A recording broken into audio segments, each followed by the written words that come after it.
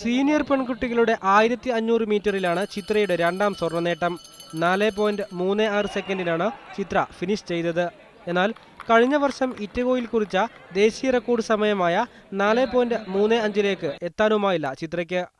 തവണ സ്റ്റേറ്റിൽ നല്ല ഫൈറ്റുള്ളതിനോണ്ട് 4:30 ചെയ്യാൻ പറ്റി.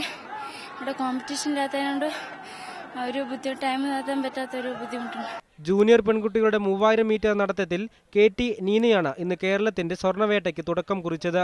ഈ ഇനത്തിൽ തുടർച്ചയായി 3-ാം വർഷമാണ് പരളി ഹയർ സെക്കൻഡറിയിലെ നീന സ്വർണം നേടുന്നത്. കേരളത്തിന്റെ തന്നെ KR സുജിതയ്ക്കാണ് വെള്ളി. സാർ ഫസ്റ്റ് വരുന്നത്, അപ്പോൾ തണുപ്പിലും ഫസ്റ്റ് വരുന്ന പ്രതീക്ഷ ചെറുതായിട്ടുണ്ടായിരുന്നു. പിന്നെ സാറിന്റെ ഒരു പ്രോത്സാഹനം കൊണ്ട്.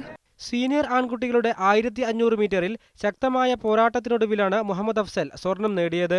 3.58 മിനിറ്റിലാണ് അഫ്സലിന്റെ ഫിനിഷിംഗ്. ഞാൻ വിചാരിച്ച പോലെ തന്നെ എനിക്ക് ഓടാൻ കഴിഞ്ഞു. എന്റെ ബെസ്റ്റ് ടൈമിന് അടുത്ത് തന്നെ ഞാൻ ചെയ്തിട്ടുണ്ട്. എന്നെ ആദ്യമായി അള്ളാഹുവിനോട് നന്ദി പറയുന്നു.